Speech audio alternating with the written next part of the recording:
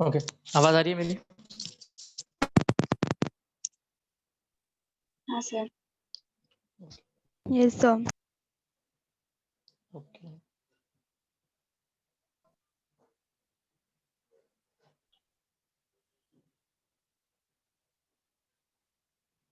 Almost सब आए नहीं अभी तक। ठीक है, चलो मैं पिछले ही कुछ बताता हूँ। मैंने आपको प्रीवियस क्लास में पढ़ाया था magnetic movement, I think please वो भूलना मत, बहुत सिंपल होता है मैग्नेटिक मूवमेंट निकालना। उसका रिवर्स क्वेश्चन भी आ सकता है कि मतलब आपको मैग्नेटिक मूवमेंट दिया हो और आपको नंबर ऑफ अनपेयर्ड इलेक्ट्रॉन पूछे, तो वो भी मेरे हिसाब से टफ नहीं है कि अगर आपको मैग्नेटिक मूवमेंट दिया हो और आपको नंबर ऑफ अनपेयर्ड इलेक्ट्रॉन पूछे। ठीक है, कभी कभी वो लोग नंबर ऑफ अनपेयर्ड इलेक्ट्रॉन नहीं पूछे, कभी कभी एलिमेंट पूछ सकते हैं, तो वो तो कैसे भी क्वेश्चन फ्रेम हो सकता है, उसमें कुछ नहीं है। ये वाला एक क्वेश्चन ट्राई कर सकते हैं अगर चाहिए तो। जो क्या दिया है, कैलकुलेट, रुको,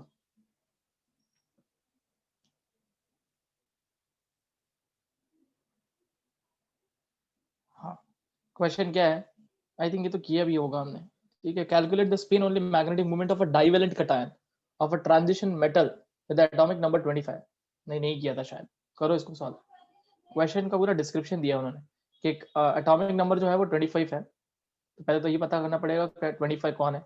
फिर उन्होंने साथ में एक और चीज दी है कि वो डाइवेलेंट है, तो इसको पूरा अगर ये कर पाए तो फिर तो कोई इशू नहीं होगा। करो ये क्वेश्चन, स्ट्रेट फॉरवर्ड नहीं है, घुमा फिरा के बोला है और फिर निकालना है। करो सॉल्व इसे।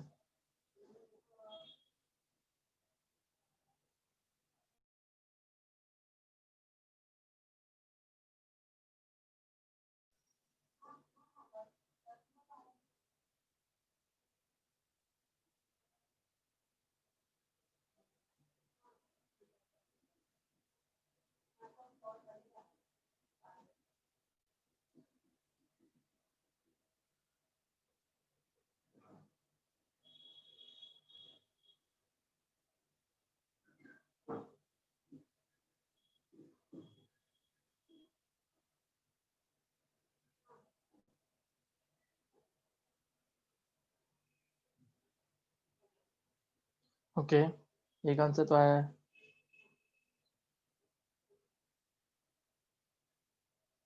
यतीश आपका हो गया, तो आप नीचे वाला क्वेश्चन करो, देखो उसमें ट्राई दिस लिखा है, वो भी ट्राई कर लो।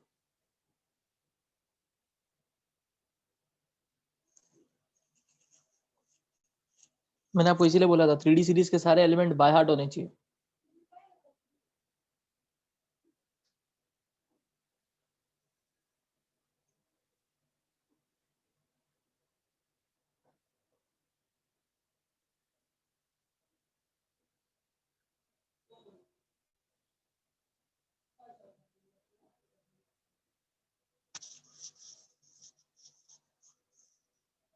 चलो ठीक है, अभी तक किसी का आंसर नहीं आया। मुझे बताओ 25 एटॉमिक नंबर किसका होता है, कौन सा एलिमेंट का है, वो बताओ। ओके, दो आंसर तो आ गए, बाकी लोग मैंगनीज, परफेक्ट, मैंगनीज प्लस उन्होंने क्या बोला है, डाइवेलेंट है।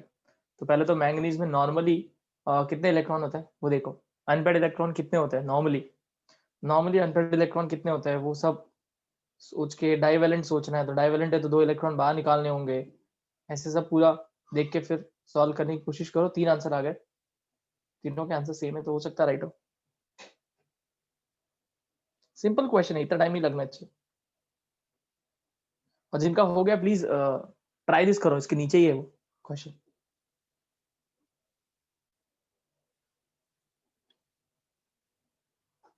कोई ऐसा स्ट्रेट फॉरवर्ड नहीं बोलेगा कि नंबर ऑफ अनपेयर्ड 2 है, please tell me the magnetic moment, वो तो बहुत इजी हो गया।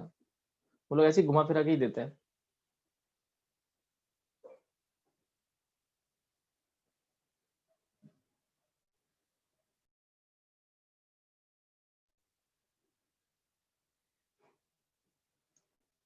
ओके, चलो आई थिंक काफी लोगों ने अभी तक वो आंसर तो दे ही दिए। प्लीज ट्राई दिस वाला करो।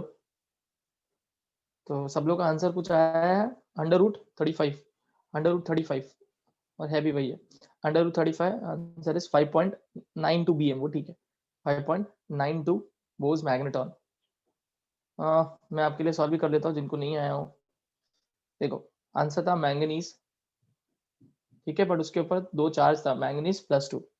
आपको पता होगा मैंगनीज की इलेक्ट्रॉनिक कॉन्फ़िगरेशन होती है, लास्ट लिख रहा हूँ, 4s2 3d5 होती है।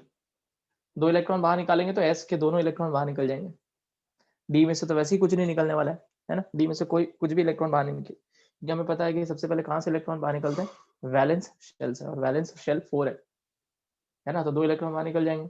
डी में 5 है, बस हो गया काम, नंबर ऑफ अनपेयर्ड इलेक्ट्रॉन मिल गए। फिर हम अंडर रूट ऑफ n+2 करेंगे तो 5 × 7 आएगा, 5 × 7 इज √35, √35 की एग्जैक्ट वैल्यू इज 5.92। सिमिलरली इसके बाद वाला, आई थिंक इसमें किसी को डाउट नहीं होगा, इसके बाद वाला किया, कुछ लोगों के आंसर्स आया भी है तो मैं देखता हूँ। ओके, काफी लोगों का आंसर सेम ही है, ठीक है, वो भी कर ही लेते, फिर इतने लोगों ने दे दिया तो आंसर। हाँ 27, पहले तो 27 कौन है, scandium, titanium, vanadium, chromium, manganese, Mi cobalt, Mi cobalt, I think cobalt है, हाँ कोबाल्ट है। या फिर हमें एटॉम लेना देना क्या है, एक तो 3D सीरीज की एक और खासियत बहुत अच्छी है, देखो D25 है तो D5, 27 है तो D7 है, बहुत आसान होता है, 27 है तो D7 हो जाएगा, 4s2 3d7। बट ये सिर्फ 3D सीरीज के लिए एप्लीकेबल है, मतलब applicable in the sense trick हो गया ना, 28 है तो D8 है, 29 है तो D10 है, वो ध्यान रखना, एक्स्ट्रा स्टेबिलिटी रीजन है। तो D7 हो गया, वापस 2 इलेक्ट्रॉन बाहर निकाल दो, 2 इलेक्ट्रॉन निकलेंगे तो ऐसे निकलेंगे, और D7 है, इसका मतलब है कि दो जो है वो पैड हो गए, दो जो है वो पैड हो गए, तो पीछे बचे सिर्फ 3 ही बचे अनपैड, तो हम अंडर रूट ऑफ 3 × 5 करेंगे, दैट इज 15, अंडर रूट 15, जो करीब करीब 3.9 के आसपास आना चाहिए, है ना, 3.9 3.87, अगर आपने एग्जैक्ट निकाला तो अच्छी बात है, करीब करीब ऐसे ही आना चाहिए। तीशा एक बार आप चेक करो आपने क्या आंसर दिया था, बाकी आयुष आपने सही आंसर है आपका, तनया आपका आंसर भी सही है, यतीश आप बहुत पहले दे चुके आंसर, तीशा आप चेक कर लो, फिर भी नहीं आया तो मुझे बताओ।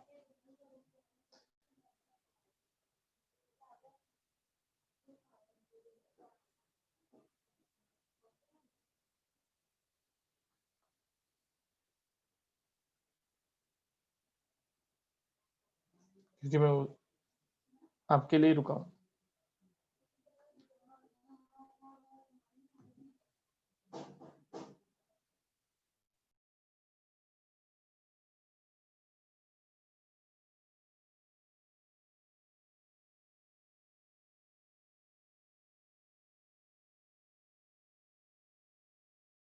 हुआ क्या सॉल्व? हाँ सर। ओके ठीक है, फिर ठीक है, आगे बढ़ते, तो आगे बढ़ते, तो ये मैग्नेटिक मोमेंट, ये वाला जो पार्ट था वो मैग्नेटिक मोमेंट था, और मैग्नेटिक मोमेंट बहुत इजी, मैंने आपको पहले ही बताया था, मैग्नेटिक मोमेंट दो होता है, एक होता है ऑर्बिटल मैग्नेटिक मोमेंट, एक होता है स्पिन मैग्नेटिक मोमेंट। हम जो कैलकुलेट कर रहे हैं वो सिर्फ स्पिन मैग्नेटिक मोमेंट है। ऑर्बिटल मैग्नेटिक मोमेंट आप बोल सकते हैं एक तरह से वो क्रस्ट हो सकता है, क्रस्ट हो जाता है, इन शॉर्ट वो डिजोल्व हो जाता है 3D सीरीज में, रीजन उन्होंने नहीं दिया है, स्पेसिफाई नहीं किया, आप सिर्फ इतना याद रखो कि इसके अंदर जो वैलिड मैग्नेटिक मोमेंट हम कैलकुलेट कर पाते हैं वो स्पिन मैग्नेटिक मोमेंट है, होता है दोनों है, इसीलिए थियोरेटिकल मैग्नेटिक मोमेंट और एक्सपेरिमेंटल मैग्नेटिक मोमेंट के अंदर डिफरेंस आता है।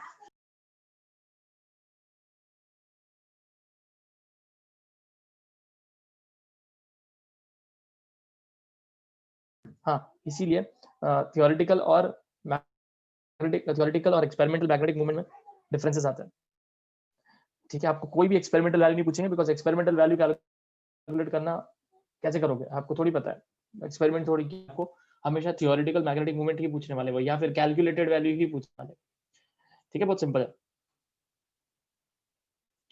ओके तो ये एक और प्रॉपर्टी हो गई डी ब्लॉक एलिमेंट की, इसके अलावा मेरे ख्याल से मैंने कुछ ऐसे ही नहीं छोड़ दिया, इसके अलावा मैग्नेटिक प्रॉपर्टी भी एक्सप्लेन कर चुका हूँ, डायमैग्नेटिक, पैरामैग्नेटिक, फेरोमैग्नेटिक कौन होता है ना, मैंने आपको बोला था फेरोमैग्नेटिक हम कैलकुलेट नहीं कर सकते, हम पता नहीं कर सकते, उसको डायरेक्ट याद रखना है, और वो इजी भी था, देखो ये 3 एलिमेंट है जो फेरोमैग्नेटिक, हालांकि इसके अलावा और भी होता है, उन्होंने दिए ही नहीं है, ठीक है, जितने दिए उतने पढ़ो, है ना। आयरन, कोबाल्ट और निकल। इसके अलावा मैंने आपको फोटोज भेजे थे, हाँ, क्योंकि आयुष ने मुझे फोटोज भेजे थे, तो मैंने आप लोगों को लेंथेनॉइड कॉन्ट्रैक्शन का ग्रुप पे फोटो भेजा था, पढ़ा क्या आप लोगों ने? उसमें उसके कॉन्सिक्वेंसेस भी दिए, वो बहुत अच्छा पार्ट है। मैं उसी से पढ़ाने वाला हूँ आगे, इसमें से भी पढ़ाऊंगा, बट वो भी एक बार पढ़ाऊंगा, उसमें ज्यादा बेटर दिया है। तो पता नहीं कॉन्सिक्वेंसेस दिए या नहीं दिए, और in fact one of the most important question बनता था ये, consequences of lanthanoid contraction. Read किया है क्या उसमें से?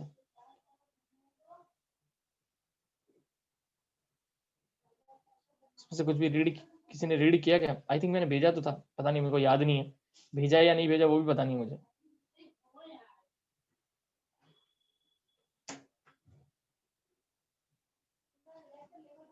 अच्छा, नहीं मिला तो मतलब मेरे ख्याल से मैं भूल गया शायद, तो मेरे ख्याल से मैं भूल गया, नहीं किया होगा मैंने सेंड। ठीक है, कोई बात नहीं, मैं करता हूँ, क्योंकि मुझे आयुष ने तो भेजे थे पिक्स। ओके, नेक्स्ट पॉइंट देखते हैं, कोई बात नहीं। Next point is colour. Again D block element के अंदर कलर्स बहुत होते हैं, कलर्स बहुत मतलब डी ब्लॉक एलिमेंट के जो डी ब्लॉक एलिमेंट या ट्रांजिशन सीरीज के अंदर जो एलिमेंट्स है, वो लोग कलर्स एग्जिबिट करते हैं। कलर्स वापस कलर एग्जिबिट करने की प्रॉपर्टी किस पे डिपेंड करती है? नंबर ऑफ अनपेयर्ड इलेक्ट्रॉन, है ना। अगर नंबर ऑफ अनपेयर्ड इलेक्ट्रॉन होंगे तो वो इलेक्ट्रॉन, अब यहाँ भी सोचो, अगर इलेक्ट्रॉन अनपेयर्ड होगा तो वो हायर ऑर्बिट पे जा सकता है, वो इलेक्ट्रॉन एक्साइट होकर हायर ऑर्बिटल में जा सकता है या हायर शेल में जा सकता है। अगर इलेक्ट्रॉन पेयर्ड है तो क्या पेयर्ड इलेक्ट्रॉन थोड़ी वहां से निकल के हायर शेल में या हायर ऑर्बिटल में जा सकता है? It's not possible. हायर जो इलेक्ट्रॉन पेयर्ड है वो कभी भी हायर शेल या हायर ऑर्बिटल में नहीं जा सकता। क्यों? क्योंकि पहले तो उसको अनपेयर्ड होना पड़ेगा, उसके लिए अलग एनर्जी लगेगी, और फिर उसको एक्साइट होना पड़ेगा। इतनी एनर्जी नहीं अवेलेबल होती है, इतनी एनर्जी उसको कहीं से भी मिलने वाली नहीं है। ठीक है, तो इतनी एनर्जी नहीं मिलती है, इसीलिए जब कभी भी पेयर्ड इलेक्ट्रॉन है, सारे इलेक्ट्रॉन पेयर्ड है, तो वो कलरलेस होगा, कलर एग्जिबिट करेगा भी नहीं। और देखो ये सारी थियरीज कैसे वैलिड भी होती है, सब हाइपोथेटिकली क्रिएट की गई है, बट तो कितना परफेक्टली सूट होती है ये थियरीज। तो जिसके पास अनपेयर्ड इलेक्ट्रॉन्स हो गए, वो अनपेयर्ड इलेक्ट्रॉन एक्साइट होके हायर शेल में जाएंगे, और हायर शेल में जाएंगे तो आपको पता है हायर शेल के अंदर एनर्जी ज्यादा होती है, हायर शेल के अंदर एनर्जी ज्यादा होती है। और अगर एनर्जी ज्यादा होगी तो आपको पता है कि कोई भी चीज हायर एनर्जी लेवल पर ज्यादा देर नहीं रह सकता। क्यों? क्योंकि हाई एनर्जी इसका मतलब है वहां स्टेबिलिटी कम है, तो वो अपने वापस स्टेबल स्टेट में आना पसंद करेगा एलिमेंट। तो जब वो इलेक्ट्रॉन वापस अपनी नॉर्मल पोजीशन पे आएंगे तो ऑब्वियसली कुछ एनर्जी रिलीज होने वाली है, क्योंकि जब वो ऊपर गए थे तो उनके पास एक्स्ट्रा एनर्जी थी जो उन्होंने बाहर से एब्जॉर्ब की थी।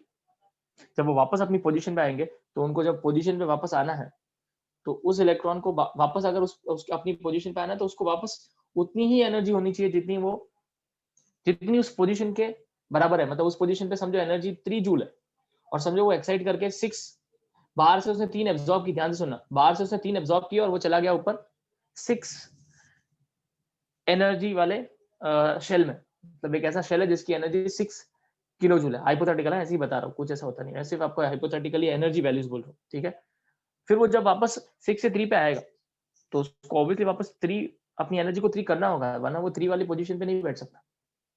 तो इलेक्ट्रॉन को वापस अपनी 3 वाली पोजीशन पे आना है तो उसको वो 3 एनर्जी जो उसने एब्जॉर्ब की थी बाहर से, उसको लूज करना होगा, एमिट करना होगा बाहर। जब वो एमिट करेगा, तो जब एमिट करेगा in the form of photon करता है, एमिट करता है in the form of photon. और अगर फोटोन है तो फोटोन की एनर्जी का एक फॉर्मूला होता है, that is E is equal to hc by lambda. पिछले साल स्ट्रक्चर ऑफ एटम में पढ़ा था। E इज इक्वल्स टू, वो एनर्जी जो एमिट करेगा वो फोटोन के फॉर्म में करेगा, और फोटोन जो होता है उसकी एक एनर्जी की वैल्यू जो होती है वो होती है E is equals to hc by lambda, या फिर बोल सकते हैं E is equal to n hc by lambda. वहां n क्या होता है? नंबर ऑफ फोटॉन्स, डिपेंड करता है कितने फोटॉन्स एमिट करते हैं। ठीक है, तो फिलहाल तो मैं सिर्फ n को हटा रहा हूँ, E is equal to hc by lambda. ठीक है, h और c ये तो कांस्टेंट है। h क्या है? Planck's constant. c क्या है? Velocity of light. एनर्जी उसने कितनी एमिट की, इन सब के बेसिस पे हम लैम्डा फाइंड कर सकते हैं, है ना। और लैम्डा फाइंड कर लिया तो लैम्डा कौन से कलर के रेंज में फॉलो कर आ रहा है, उसके हिसाब से उसका कलर होगा। उसके हिसाब से वो जो भी लैम्डा जहां पर भी फिट हो रहा है इलेक्ट्रोमैग्नेटिक स्पेक्ट्रम के रेंज में, वो हमें कलर दिखेगा। अगर वो विजिबल लाइट के रेंज में रहा तो हमें कलर दिखेंगे, और अगर वो विजिबल लाइट जो है उसके स्पेक्ट्रम के पहले है या बाद है तो वो तो वैसे भी हमें दिखने वाला नहीं है। अगर उसने एमिट भी किया होगा तो वो हमें वो दिखने वाला नहीं है। समझ में आया मैंने क्या बोला? Yes sir. ठीक है, तो ये सारी चीजें हैं। इस तरह से पूरा कलर इस तरह से एग्जिबिट होता है। तो कलर का one of the reason is number of unpaid electron. अगर अनपेड इलेक्ट्रॉन है तो कलर होगा, अनपेड इलेक्ट्रॉन नहीं है तो कलरलेस होगा, ये तो श्योर है। देखो, अगर कोई सब्सटेंस कलर्ड है या कलरलेस है वो हम आसानी से बता सकते हैं। कैसे? अनपेड इलेक्ट्रॉन है या नहीं है पता कर सकते हैं। बट अगर अनपेड इलेक्ट्रॉन है तो हम इतना तो बोल सकते हैं कि वो सब्सटेंस कलर्ड है, हम ये नहीं बोल सकते उसका एग्जैक्ट कलर क्या है। नहीं पॉसिबल है, कैसे बताओगे? तो ध्यान रखना, हम ये बता सकते हैं कि कलर्ड है या कलरलेस है, हम ये नहीं बता सकते कि एग्जैक्टली कलर कौन सा है। ठीक है, तो बहुत सिंपल है। वो कलर हमें रट्टा करना पड़ता है, कलर हमें रट्टा करना पड़ता है। पिछले साल वो तो अच्छे से दिया था, अभी इस बार दिया है क्या? हाँ दिया है। देखो, आप देख सकते हो नंबर ऑफ अनपेड इलेक्ट्रॉन जहां जहां जीरो है वहां तो सीधा टेंशन ही नहीं है, आपको याद रट्टा कोई प्रॉब्लम ही नहीं होने वाली। जहां जीरो है वहां सीधा कलरलेस, देख सकते हो जहां जहां जीरो है वहां कलरलेस दिखा है। देख सकते हो वन पे फर्स्ट पे है, थर्ड पे है और नीचे दोनों जीरो जीरो है, तो उनका सब कलरलेस ही है, उनका कलर कलरलेस ही है। ठीक है, बाकी ये आपके बोर्ड्स में नहीं आने वाला, ठीक है, टेंशन मतलब। बोर्ड्स में बहुत कम चांसेस है कि ऐसा कोई पूछ ले। आ भी सकता है, ऐसा नहीं बोल रहा कि नहीं आ सकता। एमसीक्यू टफ एमसीक्यू बनाना तो आ सकता है, अदरवाइज नहीं है, मोस्टली तो नहीं पॉसिबल है। एंट्रेंस में आ सकता है। ठीक है, अगर एक अनपेड इलेक्ट्रॉन है तो पर्पल कलर होता है, एक अनपेड इलेक्ट्रॉन है तो पर्पल कलर। जरूरी नहीं है कि एक अनपेड इलेक्ट्रॉन तो पर्पल कलर होगा, एक अनपेड इलेक्ट्रॉन है बट कौन सा एलिमेंट है? टाइटेनियम। साथ में एलिमेंट भी देखना पड़ेगा, क्योंकि आप देख सकते हो अगर यहाँ एक अनपेड इलेक्ट्रॉन है तो कलर पर्पल है, और यहाँ एक अनपेड इलेक्ट्रॉन है तो कलर ब्लू है। ठीक है, तो जरूरी नहीं है कि एक अनपेड इलेक्ट्रॉन तो कलर फिक्स है, नंबर ऑफ अनपेड इलेक्ट्रॉन पे डिपेंड नहीं करता है वो। कलर कौन सा होगा वो एलिमेंट और अनपेड इलेक्ट्रॉन दोनों पे डिपेंड करता है, तो ये आपको रट्टा करना पड़ता है। ठीक है, दो अनपेड इलेक्ट्रॉन है और वेनेडियम है तो ग्रीन है। ऐसे करते करते आपको ये पूरा टेबल याद करना पड़ेगा, अभी जरूरत नहीं है, एंट्रेंस एग्जाम देते वक्त याद करना पड़ेगा, एंट्रेंस एग्जाम देते वक्त आपको याद करना पड़ेगा। ठीक है, तो ये इतना समझ में आपको आ गया। अच्छा, कलर सिर्फ इसी पे डिपेंड नहीं करता, ये जो मैं बोल रहा हूँ कि एक इलेक्ट्रॉन एक जगह से ऑर्बिटल ऊपर ऊपर दूसरे शेल में चला जाएगा और फिर वापस आता है, इसको बोलते हैं D D transition. This is known as D D D transition. जो मैंने अभी बताया आपको फैक्ट, इसको बोलते हैं डी डी ट्रांजिशन। ठीक है, इसके अलावा और भी बहुत रीजन होते हैं कलर, ये एक वन ऑफ द रीजन है। दूसरा रीजन क्या हो सकता है? Charge transfer. चार्ज ट्रांसफर जैसे मैं आपको एक बेस्ट एग्जांपल में ख्याल से मैं दे भी चुका हूँ, फिर दे रहा हूँ वापस। आप ध्यान से देख सकते हो, आप ही मुझे बताओगे KMnO4। लैब में KMnO4 तो देखा ही होगा, टाइट्रेशन वक्त देखा है ना सबने? देखा है कि नहीं देखा है? और अगर नहीं देखा तो इंटरनेट से चेक करके देख लेना वापस। ठीक है, मैसेज करो, आपकी आवाज मेरे तक पहुंची, शायद नेट इश्यूज है। KMnO4 देखा है? पोटेशियम पर मैग्नेट। सब देखा होगा, याद नहीं है। ओके, कोई बात नहीं, ठीक है, कोई बात नहीं, कोई बात नहीं, आप वापस इंटरनेट पे निकाल के एक बार देख लेना लेक्चर होने के बाद। ठीक, तो मुझे सिर्फ इतना मेरा आपसे ये क्वेश्चन है कि ये जो इसमें मैंगनीज है उसका ऑक्सीडेशन नंबर बताओ कितना है? निकालो मैसेज। मैंगनीज का ऑक्सीडेशन नंबर निकालो।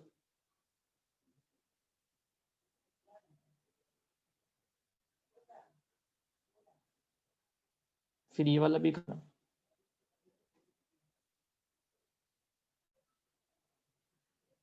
इसमें भी क्रोमियम का निकालना है आपको। ठीक है, परफेक्ट, एक आंसर तो आया। फटाक से आना चाहिए, सब चीजें टाइम नहीं लगनी चाहिए। KMnO4 मैंगनीज का ऑक्सीडेशन नंबर।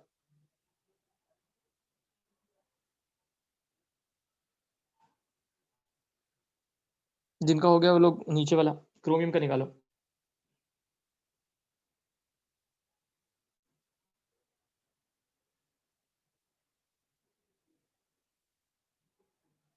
ये तो रट्टा भी देते कोई कोई लोग, तो ठीक है, आप निकालो और आंसर बताओ मुझे।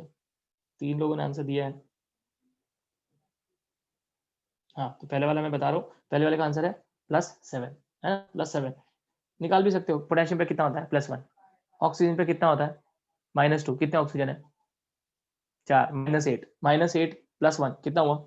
-7। अगर इन दोनों का मिला के -7 होगा तो मैंगनीज पे कितना होना चाहिए? +7 क्योंकि ओवरऑल 0 है, ओवरऑल 0 है। कोई कम आपको इस पूरे कंपाउंड पे कोई चार्ज दिख रहा है? नहीं है, तो ओवरऑल 0 है, तो आ गया ना +7। सिमिलरली इसका निकालो, चलो +7 ठीक है, अच्छी बात है, क्योंकि एक ही आंसर आया। आयुष आपने आंसर दिया है ना, बाकी लोग। आयुष तब तक आप ये बताओ कि +7 ऑक्सीडेशन नंबर, तो बताओ उसके अंदर कितने अनपेड इलेक्ट्रॉन। बाकी लोग K2Cr2O7 में क्रोमियम का निकालो कितना है। ओके ठीक है, काफी लोग निकाल चुके हैं, अच्छी बात है। हाँ तो क्रोमियम पे कितना है? +6 है ना, वही वापस वही। पोटेशियम +2, डायरेक्ट बता रहा हूँ, पोटेशियम +2 क्यों? 2 है ना, 14, ऑक्सीजन -14, तो +2 -14 कितना हो गया? -12, -12। तो क्रोमियम पे कितना होना चाहिए? +12, बट कितने क्रोमियम है? 2, तो 2 में अगर +12 बढ़ जाएगा तो एक पे कितना आना चाहिए? +6, एक पे कितना आना चाहिए? +6, खत्म, सिंपल। अब मुझे आप ये बताओ, क्वेश्चन ये खत्म। अब मुझे ये बताओ कि मैंगनीज में जब +7 ऑक्सीडेशन स्टेट है और क्रोमियम में जब +6 ऑक्सीडेशन स्टेट है, दोनों साथ में। मैंगनीज में +7 ऑक्सीडेशन स्टेट आपने ही बताया और क्रोमियम में +6 ऑक्सीडेशन स्टेट आपने ही बताया, इनके अंदर नंबर अनपेड इलेक्ट्रॉन फाइंड करो, दोनों में कितने हैं?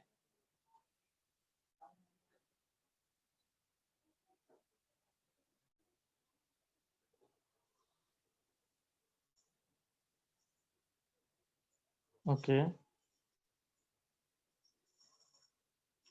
बाकी लोग, एक आंसर आया है।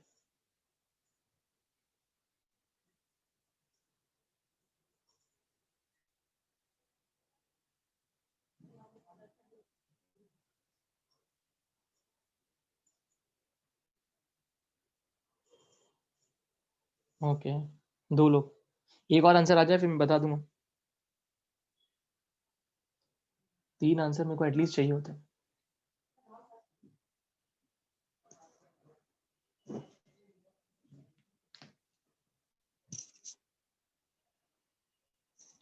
अच्छे से चेक करो। चलो 3 आंसर आया जिसमें से 2 राइट एक रॉन्ग है, आंसर इज 0 ना, दोनों में ही 0 है। आप मैंगनीज के अंदर अभी थोड़ी देर पहले आपने मैंगनीज की कॉन्फ़िगरेशन बताई थी, मैंगनीज की कॉन्फ़िगरेशन है D5S2, D5S2, तो मतलब D के भी 5 इलेक्ट्रॉन गए, S के भी दोनों इलेक्ट्रॉन गए, कहाँ कुछ बचा? कहाँ कुछ बचा? सिमिलरली क्रोमियम फाइंड करो, क्रोमियम होता है D5S1, D5S1, वहां पे भी 6 इलेक्ट्रॉन है, 6 के 6 निकल गए, वहां पे भी 0 है, वहां पे भी 0 है। तो बात ये आती है कि अगर इन दोनों के अंदर अनपेड इलेक्ट्रॉन तो है ही नहीं, अनपेड इलेक्ट्रॉन 0 है इन दोनों के अंदर, फिर कलर कहाँ से आया? अगर आप देखोगे तो दोनों ही कलर्ड होते हैं, इनफैक्ट आपको इसका कलर भी याद रखना है। एनसीईआरटी में तो देखोगे तो कलर ही दिया है उन्होंने, मतलब जो स्ट्रक्चर बनाया उसके साथ ही उस स्ट्रक्चर को ही उन्होंने कलर, उसी कलर वाइज बनाया ताकि लोगों के दिमाग में बैठे। तो मैं आपको बता देता हूँ कि potassium permanganate purple violet colour का होता है, पर्पल वायलेट, और K2Cr2O7 डार्क ऑरेंज कलर का पाउडर होता है, डार्क ऑरेंज कलर का पाउडर होता है, देखा होगा? तो नहीं देखा कोई बात नहीं, आप देख लो, इंटरनेट पे सर्च कर लेना, डार्क ऑरेंज कलर का पाउडर रहता है वो। बात यह आई कि जब दोनों के पास नंबर ऑफ अनपेड इलेक्ट्रॉन 0 है तो कलर कहाँ से आया? कि अभी तो हमने बोला है कि अगर अनपेड इलेक्ट्रॉन होंगे तो वो एक्साइट होंगे एंड फिर आएगा कलर। तो इनके अंदर ये एग्जाम में पूछा जाता है कि इनके पास कलर कैसा है, तो इसके पीछे रीजन है चार्ज ट्रांसफर। चार्ज ट्रांसफर, इनके अंदर एक्चुअली चार्ज ट्रांसफर हो जाता है।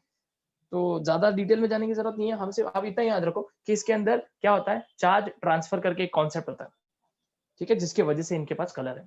तो आपको पूछ सकते हैं कि कौन से ऐसे मॉलिक्यूल है जिनके अंदर चार्ज ट्रांसफर की वजह से कलर है। फेमस तो ये 2 मॉलिक्यूल है, इसके अलावा अगर आपको और चाहिए तो एक और है, दैट इज CrO3 या फिर Cr2O3, एक बार चेक करना पड़ेगा, बट फेमस ये 2 है, यही 2 पूछेंगे आपको।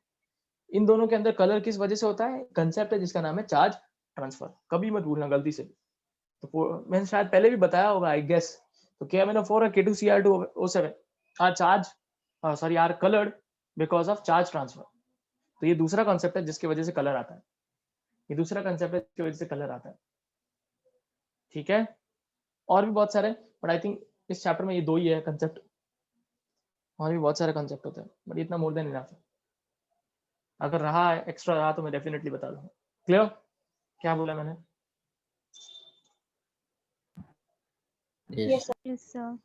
ठीक है, तो इनको बिल्कुल भी मत भूलना कि इनके पास अनपेड इलेक्ट्रॉन नहीं होने के बावजूद इनके पास अनपेड इलेक्ट्रॉन बिल्कुल नहीं है और फिर भी ये कलर्ड है, रीजन इज चार्ज ट्रांसफर। ठीक है, तो आगे बढ़ते हैं।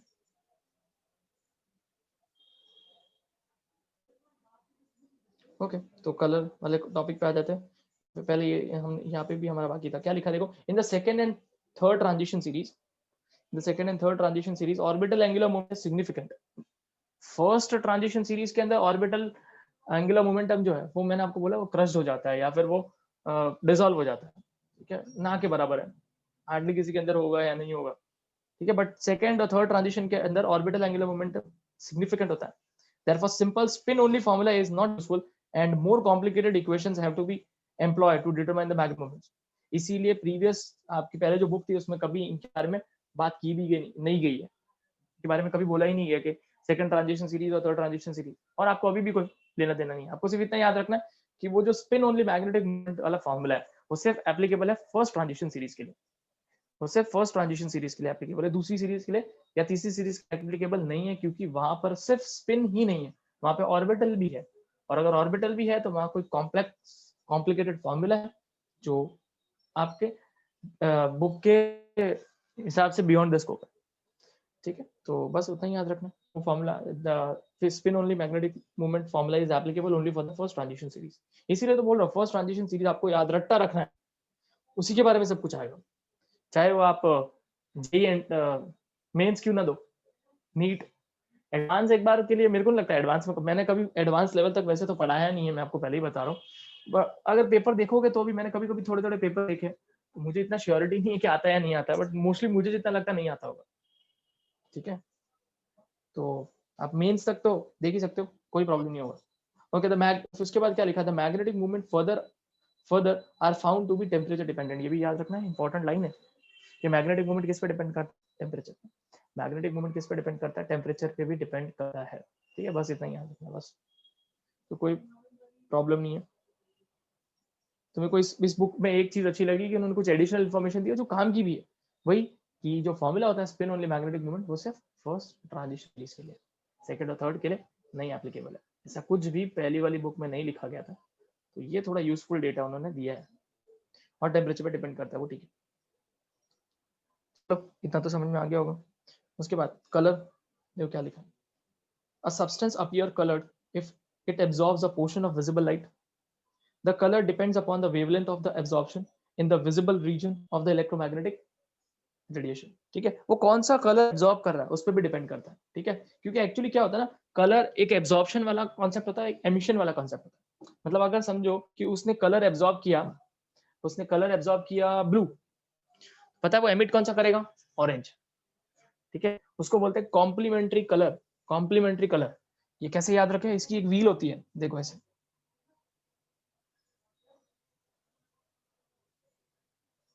ये रहा, देखो मैंने बोला ना, अगर अब एब्जॉर्ब किया ब्लू तो एमिट करेगा ऑरेंज, एंड वाइस वर्सा। मतलब अगर ऑरेंज किया तो ब्लू कलर दिखेगा। ठीक है, येलो है तो वायलेट, येलो है तो वायलेट। ठीक है, ग्रीन है तो रेड। इसको मैं अपने टाइम में कैसे याद रखता था, अभी तो आपको ये कलर दिया है, मतलब इसमें कलर एक्चुअली उन्होंने फिल किया है। हमारे टाइम पे ऐसा कलर वालर तो नहीं था, या फिर पुरानी टेक्स्ट बुक में नहीं था। हमारे टाइम क्या, इसकी पुराने वाले टेक्स्ट बुक में नहीं था। उसको मैं कैसे याद रखता था, अगर आप क्रिकेट फैन हो ना तो आपको आसानी से याद हो सकता है। पता नहीं क्रिकेट कितने लोग देखते हैं, और नहीं देखते तो आपको रटा तो करना ही पड़ेगा। क्रिकेट में एक अच्छा कॉम्बिनेशन है, मैं उसी से याद रखता था, और मैं बहुत ज्यादा क्रिकेट देखता था। ठीक है, तो अगर आप ध्यान से देखोगे तो बांग्लादेश करके एक टीम है ना, बांग्लादेश, उसकी अगर आप जर्सी देखोगे तो उनमें दो कलर है, that is red and green, और वही एक दूसरे के कॉम्प्लीमेंट है। इंडिया की जर्सी देखोगे ना तो उसमें ऑरेंज और ब्लू है, उसमें ऑरेंज और ब्लू है। ठीक है, आप बोलोगे अरे कहाँ सर पूरा ब्लू ही तो है, नहीं है, ऑरेंज भी है ना, थोड़ा बहुत ऑरेंज भी होता है। इनफैक्ट हमारे फ्लैग में ही देख लो, सैफरन है बट ठीक है ऑरेंज, तो वहां से ये याद हो जाता है। और ऑस्ट्रेलिया की टीम, उसमें येलो और वायलेट होता था, हालांकि ऐसा वायलेट नहीं है, थोड़ा पर्पल दिख रहा है, पर ऑस्ट्रेलिया की जो जर्सी है उसके अंदर येलो और वायलेट है, ऐसा वाला वायलेट नहीं, ये एक्चुअली वायलेट, ठीक है जो भी है वायलेट, उनके अंदर एक जान दो, मैं ज्यादा डीप में नहीं जाता क्रिकेट की सीरीज में, बट ऐसे याद रखता था मैं। आप जैसे भी याद रखो, आपको याद रखना है नैनोमीटर्स आपको कोई नहीं पूछेगा एक बार के लिए, इतना डाइफा नहीं जाते हैं, बट एटलीस्ट कॉम्प्लीमेंट्री कलर्स पूछ सकते हैं आपको कि अगर समझो एक सब्सटेंस है उसने येलो एब्जॉर्ब किया तो वो कौन सा कलर एमिट करेगा, आपको पता होना चाहिए वायलेट। तो ये कॉम्प्लीमेंट्री व्हील है, कॉम्प्लीमेंट्री कलर व्हील, ये आपको याद रहनी चाहिए। ठीक है, आप जैसे भी याद करो आपको करना है इसको याद, क्योंकि कभी कभी वो number of unpaired electron and all ये सब बातें नहीं करते वो लोग, सीधा स्ट्रेट फॉरवर्ड बोल देते हैं कि ये कलर एब्जॉर्ब किया, बताओ एमिटेड कलर क्या होगा, तो इस व्हील से बता सकते हो आप। ठीक है, ओके। तो डिपेंड करता है एब्जॉर्ब पे भी, एब्जॉर्प्शन पे भी डिपेंड करता है, बिकॉज जो कलर एब्जॉर्ब किया होगा उसका कॉम्प्लीमेंट्री कलर वो एमिट करेगा। ठीक है, तो absorption in the visible region of the electromagnetic radiation. उसके बाद क्या लिखा है, ये कैन यू टेल बाद में पढ़ेंगे, पहले आगे पढ़ते हैं। The ionic and the covalent compounds form by the transition elements are coloured. Line भी इंपॉर्टेंट है कि चाहे वो आयनिक कंपाउंड है या कोवेलेंट कंपाउंड हो, अगर वो ट्रांजिशन एलिमेंट ने बनाया है तो वो कलर्ड होंगे। Transition element contain unpaired electrons in that D orbitals. आपने देखा फर्स्ट सीरीज के अंदर, देख सकते हो, मैं सिर्फ फर्स्ट सीरीज से रिलेट करके बता रहा हूँ। ठीक है, उनके अंदर ज्यादातर सारे एलिमेंट्स के अंदर अनपेयर्ड डी इलेक्ट्रॉन्स है। ठीक है, when the atoms are free और isolated the 5 D orbitals are degenerate. मैंने आपको अगर याद होगा तो 11th स्टैंडर्ड में एक वर्ड बोला था, डीजेनरेट। मैंने बोला था ये 12th में आएगा और देखो आ गया है। इनफैक्ट ये तो इसके पहले भी आया था ना कोऑर्डिनेशन कंपाउंड में। डीजेनरेट का मतलब क्या होता है,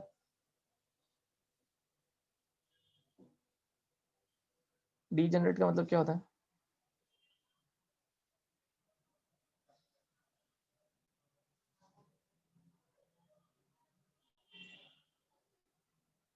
याद है क्या किसी को? इनफैक्ट कोऑर्डिनेशन कंपाउंड में डीजेनरेट डीजेनरेट बहुत बार वर्ड यूज किया था। जो लोग नहीं थे उनकी बात अलग है, जिन्होंने कोऑर्डिनेशन कंपाउंड मतलब मैंने जब पढ़ाया तब नहीं थे तो बात अलग है, बट एटलीस्ट जो लोग थे उन लोग बताओ डीजेनरेट का मतलब क्या होता है।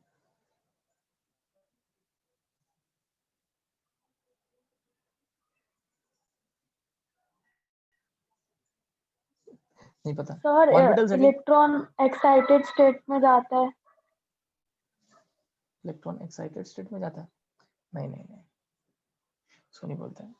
डीजेनरेट का मतलब होता है orbitals having same energy, orbitals having same energy, वो ऑर्बिटल जिनकी एनर्जी सेम होती है उनको हम बोलते हैं डीजेनरेट ऑर्बिटल। अगर आपको याद होगा कोऑर्डिनेशन कंपाउंड में तो वहां पे क्रिस्टल फील्ड थ्योरी थी, तो क्या होता है कि पहले 5 के 5 ऑर्बिटल एक ही जगह पर होता है, पर जब लिगैंड उनको अप्रोच करता है तो वो पहले तो वो एक साथ बढ़ जाता है, मतलब उनकी एनर्जी एक साथ बढ़ती है, तभी भी वो लोग डीजेनरेट तो है, मतलब पहले उनकी एनर्जी समझो 30 है, तो जैसे ही उनकी फील्ड में लिगैंड आता है तो उनकी एनर्जी बढ़ के 50 हो जाती है, बट अभी भी सबके सब एक साथ गए, पर और जब नजदीक आते तो वो लोग स्प्लिट हो जाते थे T2G और EG में, T2G और EG में, तो वहां डीजेनरेसी लॉस्ट हो जाती है।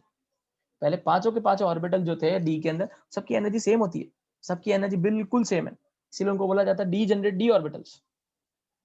बट जैसे ही लिगैंड और नजदीक आता है तो वो लोग स्प्लिट हो जाते हैं, और अगर स्प्लिट हो गए तो बोल सकते हो कि डीजेनरेसी इज लॉस्ट। 3 की एनर्जी अभी सेम है, 2 की एनर्जी सेम है। याद है क्या क्या बोला मैंने? Yes sir. फिर इतना इंपॉर्टेंट वर्ड है डीजेनरेसी। ठीक है, डीजेनरेट, क्योंकि ये वर्ड जब भी कोई टीचर पूछता है ना बहुत मजा आता है, स्टूडेंट ऐसे बेकार आंसर देते, बोलते हैं जो ऑर्बिटल डीजेनरेट होता है।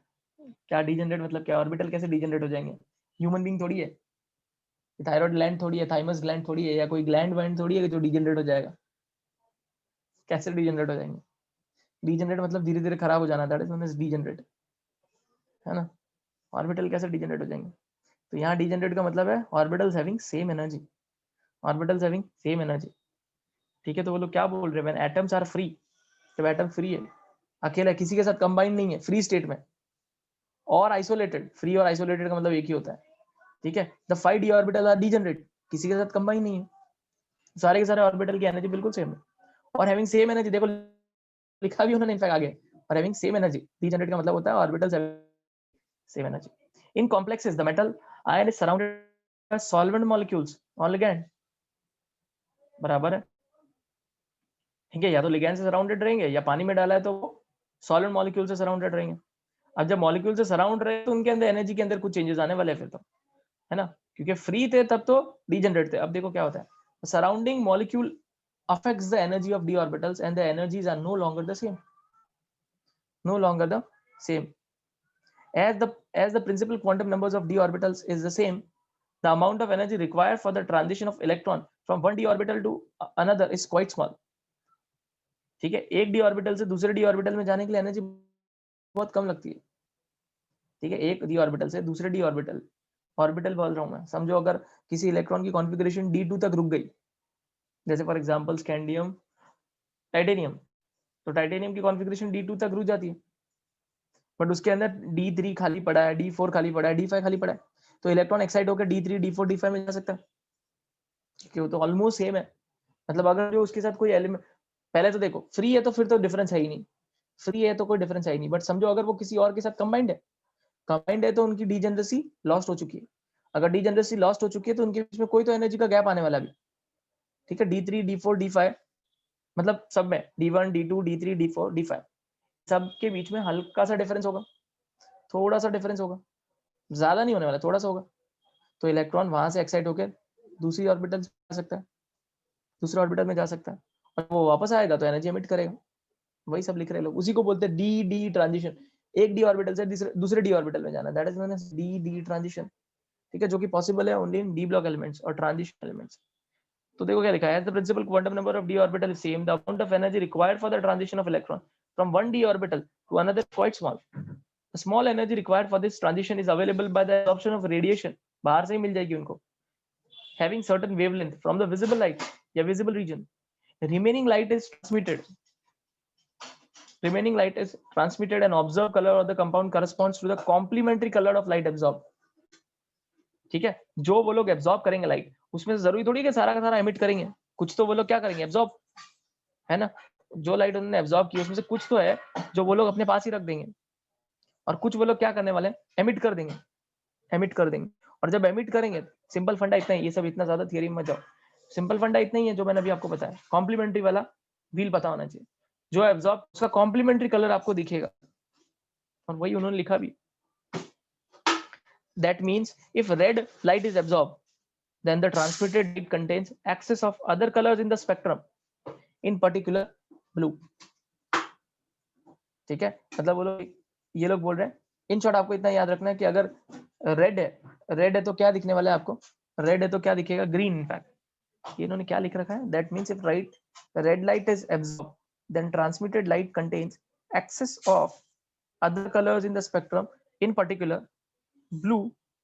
क्या लिखा है, so the compound appears blue. कुछ भी बोल रहे हैं, रेड जब एब्जॉर्ब करता है तो ग्रीन दिखता है. लोग छोड़ो इनको, आप इतना याद रखो कि कॉम्प्लीमेंट्री कलर हमें दिखता है. The ions having no unpaid electrons are colourless. जब उनके पास और उनके अंदर कोई अनपेड इलेक्ट्रॉन ही नहीं है, तो वो एक्साइट होकर एक जगह से दूसरी जगह में कैसे जाएंगे, तो मैं स्टार्टिंग में बता चुका हूँ. ठीक है, बस इतना याद रखना है. उसके बाद let us see how colour of the transition metal ion depends upon the ligand and the geometry of the complex. ठीक है, लिगैंड और ज्योमेट्री ऑफ द कॉम्प्लेक्स पे कैसे डिपेंड करता है, ये कोऑर्डिनेशन कंपाउंड से रिलेटेड है. इन शॉर्ट आपको इतना, ये जो भी मैंने आपको समझाया, सिर्फ आपको इतना ही याद रखना है, ये जो भी इन्होंने यहाँ पर लिखा है, इस कंसेप्ट को बोलते हैं डी डी ट्रांजिशन.